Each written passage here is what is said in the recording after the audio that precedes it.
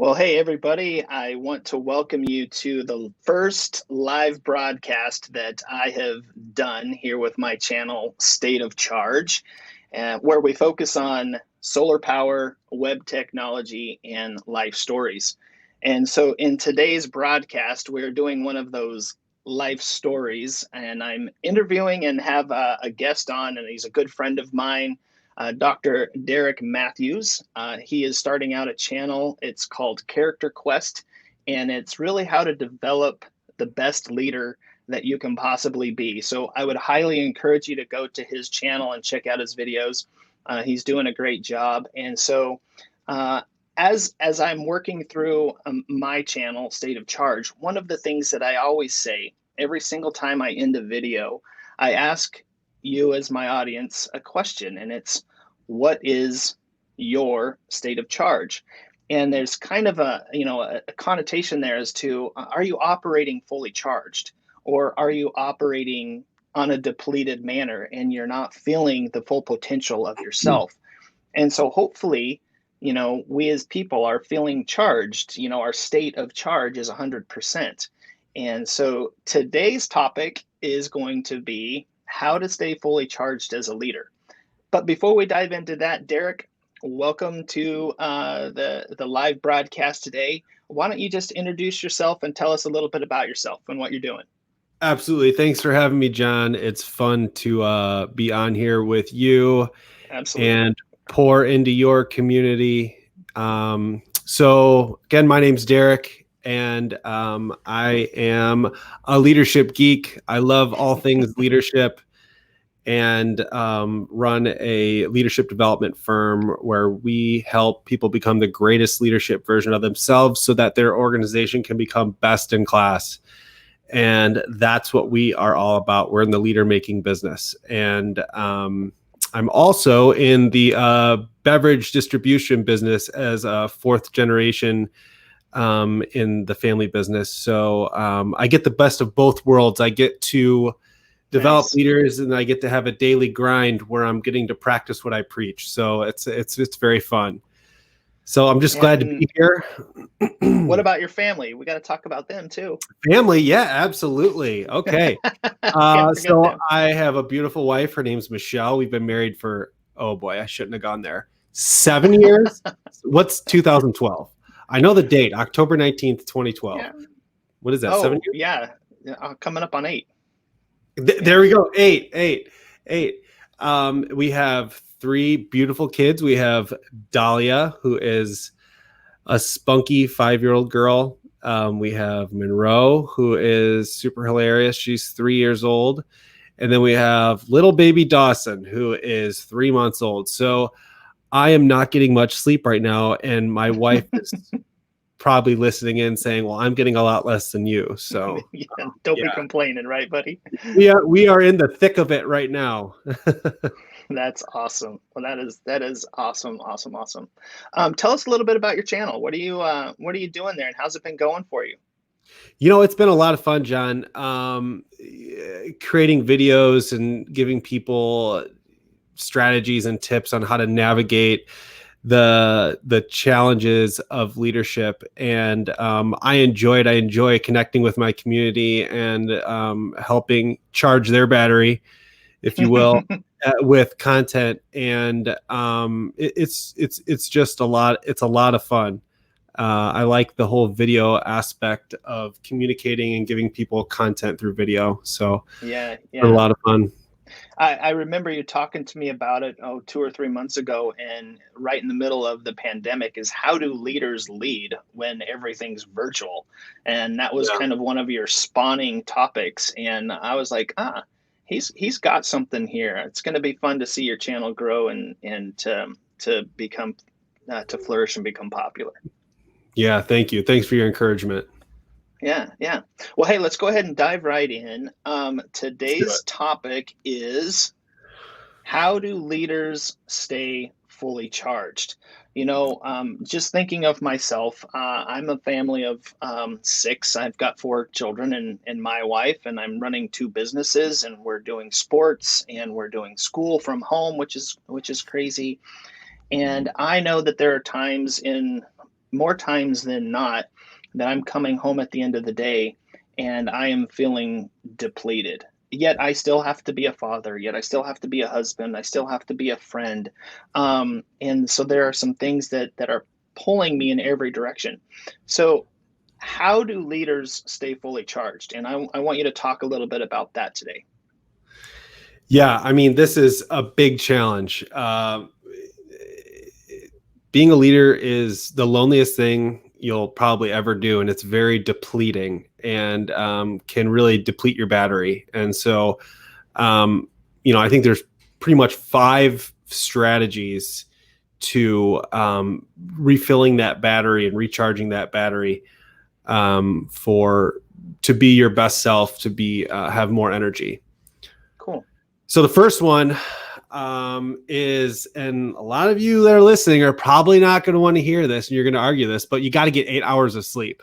So I always thought, and there's John sleeping last night. Yeah, I was out cold. You were out. That was you. That was you at your desk at like 1 p.m. Right? So bear with me here, John. A lot of people say I only need 4 hours of sleep. Like, oh, I only need 5 hours of sleep. And like we've created this society that we brag about not needing enough sleep, and people that sleep in are looked at as lazy. And while I understand some of those things are just like a cultural thing, there's one thing that we need to change in our culture, and that's this like bragging about not getting enough sleep. And there's some things, it's a mindset shift that happened to me to become to believe in this whole 8 hours thing. And I'll get into that in a second. But one of the things is we are a dark deprived society. I mean, if you think about it, we are constantly having blue light. I think, blue light, right? Yeah. Mm-hmm. Blue light emitting into our eyes. And, we go home at night, and when the sun starts going down, we still have lights on. We still have phones out. And all that stuff really impacts your body's natural ability to produce melatonin. I get melanin and melatonin mixed up. Melatonin is the sleeping chemical, right? Mm-hmm. And so if you're not like turning the lights down and kind of getting the phone out of your face naturally at night, it's going to be harder for you to fall asleep. And so we all start off at a deficit because of our dark deprived society. We got lights on all the time.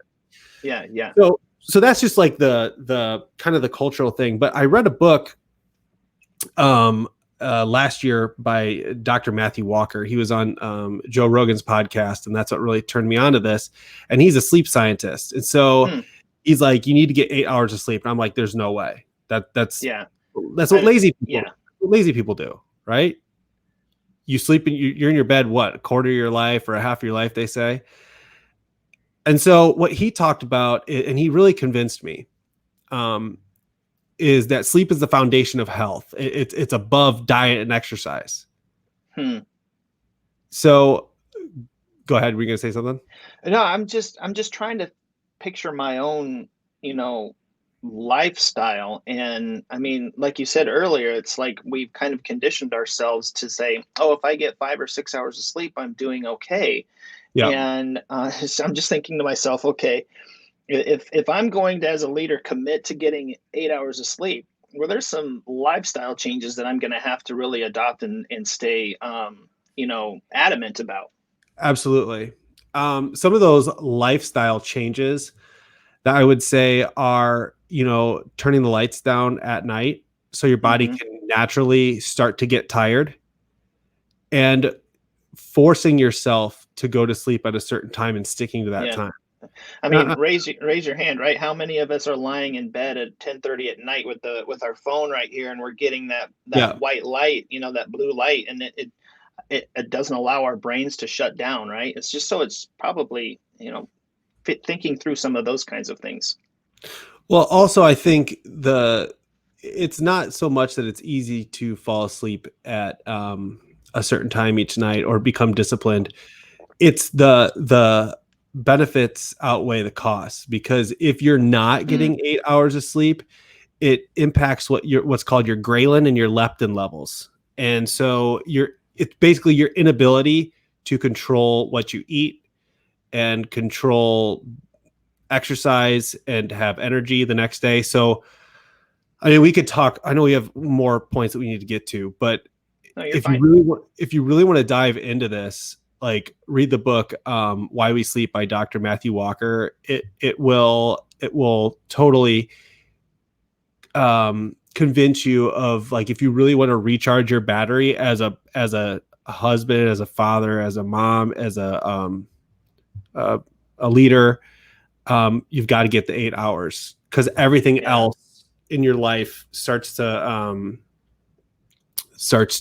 get better, like your appetite, your ability to exercise. And he really does a good job of explaining that. That's awesome. What's the next question, or what's the next thing that we need to try to do to try to stay fully charged as leaders? Okay, so this is what I call me time margin. So many of us are as leaders are so busy leading people that we don't create enough margin for ourselves.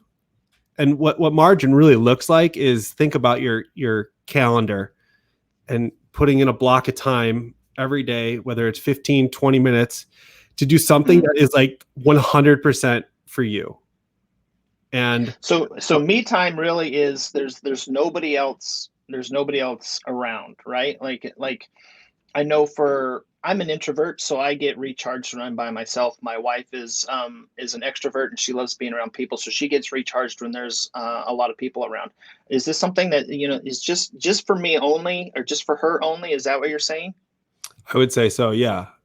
Whether it's working out in the morning, or whether, for me, like, I have to work out, and if I don't do that for myself, I do not give my family and my team the best of me.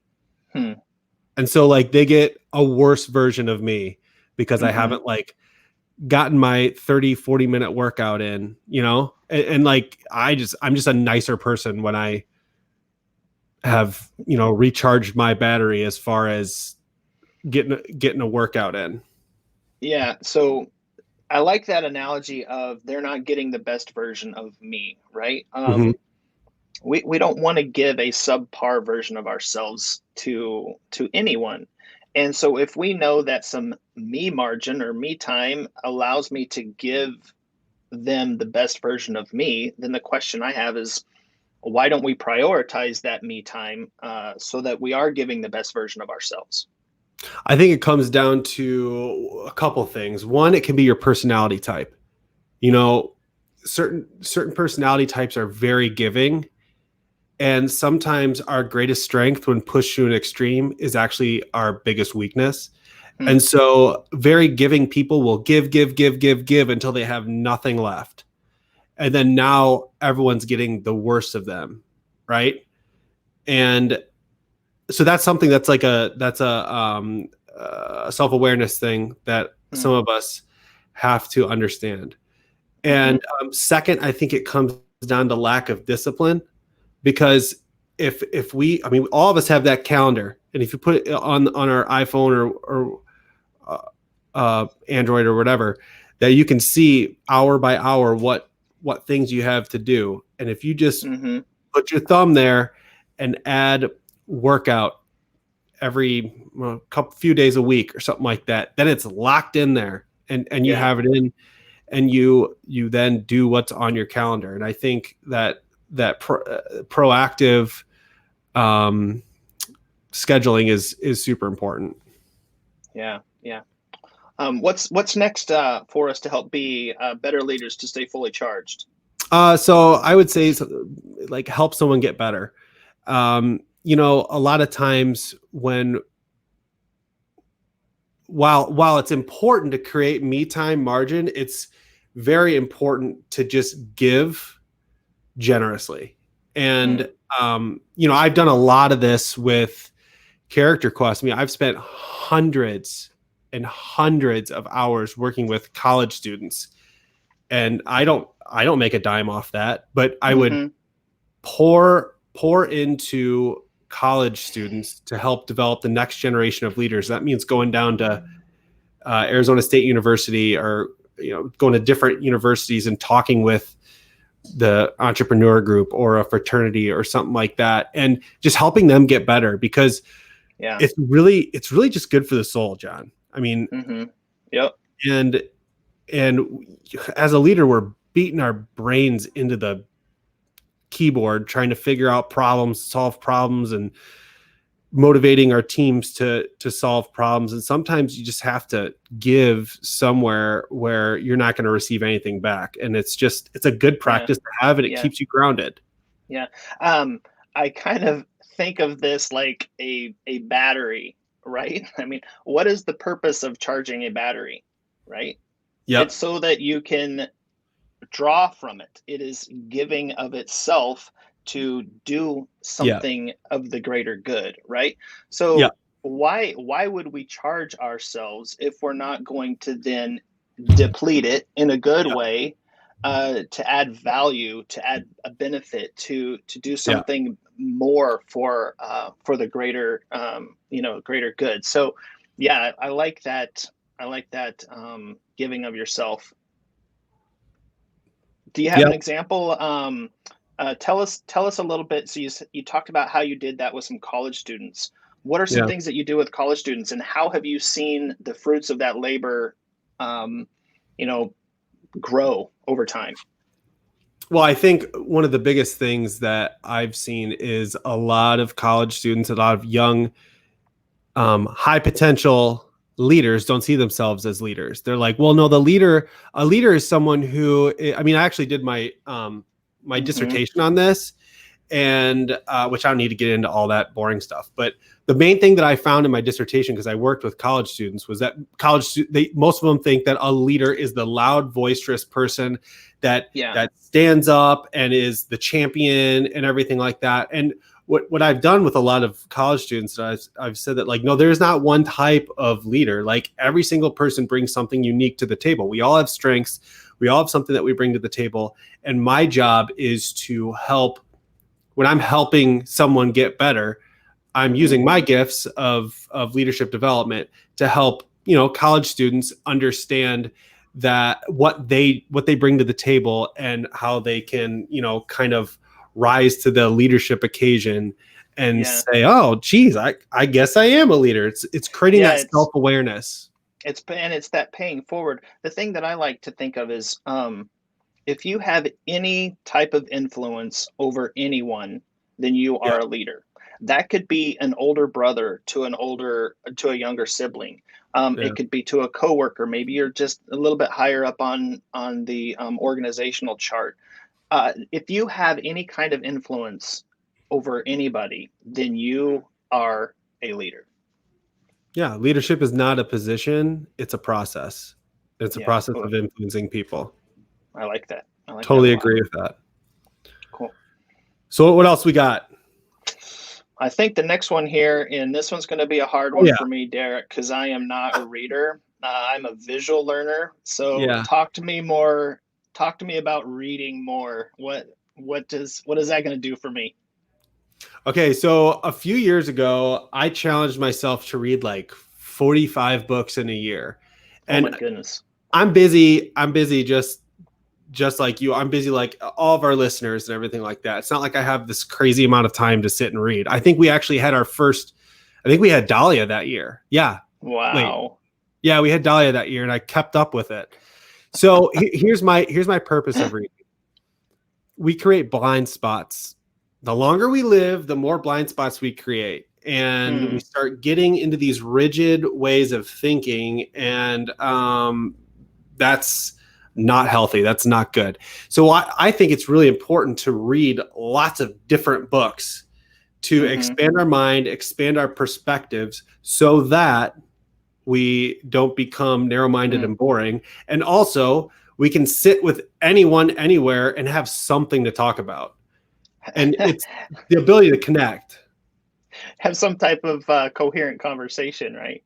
Yeah. What I've been doing, for myself again, I've always reading has always been hard for me. I'm a creative visual learner, and so I'll be reading a page in a book, and I'll read the entire page, and I'll go, what the heck did I just read? Because my mind will wander off on whatever Yeah. else it is. So what I've found that's been working for me, and I've been doing it every morning for the past month, driving into work, is I'm just listening to audio, and that's been really helpful for me. It kind of, instead of sitting in the car and listening to music that's not doing any good for me, I've been listening to some audio books, and that's been beneficial for me. Would you consider that along the same lines as reading? Absolutely, 100%. And that's how I read all those books, was Audible.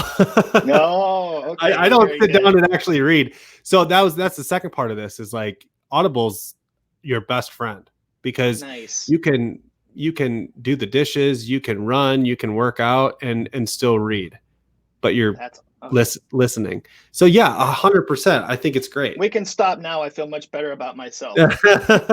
So you're a reader, John. You're a reader. Okay. Yeah. Yes. That's great. Yeah. So what else we got? All right. Last one here. You had me say, put your phone away. Oh yeah, put your phone away. So I'm a millennial, I'll admit it. And I can't remember how it happened, but I mean I had told you about this before, John, Mm-hmm. like about a month ago. My phone got wet, and this is like, okay, mid COVID. I need a new phone. Well, all the Apple stores are closed, and Mm-hmm. Best Buy can't help me. And so I had to contact Apple, and they had to send me a new phone. So I was a millennial without a phone for a week. Think You about poor that. soul. Oh, it was painful. But you know what? It was the best thing ever, because when my daughter asked me to sit on the couch and watch Bluey with her, or whatever those shows are, Fancy Nancy. You probably don't know what any of those shows are, but I do. I would sit and actually watch it with her. I wasn't like glancing down at my phone, looking at Facebook or Instagram or anything like that. I was much more present. And so I Hmm. found that in my personal life, I became more charged, because the time I was spending with people, I wasn't, and like even in meetings and things like that, I didn't have that constant urge to like, oh, maybe I can escape for just a quick second to look at this. I didn't have that Mm-hmm. urge. You didn't even have that option, too. And John, that urge has like crept up on us over the years, with all the influx of all the different apps and all the different things to check in on. And Mm-hmm. to not have that was great. And the best part about it was when my wife asked me to go run an errand, and she told me two or three things that she needed at the store. She couldn't call me when I was at the store and add on to that list. That was the best thing about not having a phone. Oh, that's great. That is great. That's awesome. But you know, it Yeah, really, that go ahead. I was just gonna say, those things can take over our life. I mean, it goes back to the first step is get 8 hours of sleep. That's one of the things that's robbing us tremendously of that sleep is just these phones that are constantly in our hands, right? Yep. Yeah. And I think, as leaders, again, the last thing I'll say about putting your phone away is, we have given our phones an automatic invitation to the dinner table, Mm, to the bar, to the meeting room table, to the mm-hmm, boardroom, and mm, we've made it weirdly acceptable to check it, when really it shows that you're checking out. yeah. And I think, all of us, if we can, as leaders, plug into our people instead of our phones, Mm, I think we'll see a lot higher engagement of our people. yeah, absolutely, absolutely. Yeah. Um, well, hey, Derek, I want to thank you so much for doing this with me. I'm loving Yeah. watching Thank your you. channel. I'm loving watching your videos and watching that build. So keep up the good work there. Before we sign off, I'm going to go through these just real quick so that people have those. So the first one was get 8 hours of sleep and try to make that a priority. Create me time margin. This is time exclusively for yourself, nobody else. Get recharged and filled up. And then once you're charged, give it back. Help somebody get better through mentoring, through serving, through just generosity in many different ways. read more. And I'm so glad that you put in listen to audiobooks more, because now I can say I'm a reader. And then the last one, and this is a good one for me as well, is put your phone away. After we've gone through those 5 things, any last closing remarks that you'd like to share with anybody? No, hold on. I gotta check. I just got a notification on my phone. I gotta check. Just a second. Oh, you're bad. You're No, bad. I just want to thank you for having me on. It was fun to talk to you about these things, and I appreciate the conversation. So thank you. Absolutely, man. It's my pleasure, and good luck with everything. We'll see you soon, and hopefully everybody has a great day. And again, I'm going to end my video with, I do this with every video. I'm going to say, what is your state of charge? And my hope is that you are fully charged and the best version of yourself. Take care and have a great day. Thank you.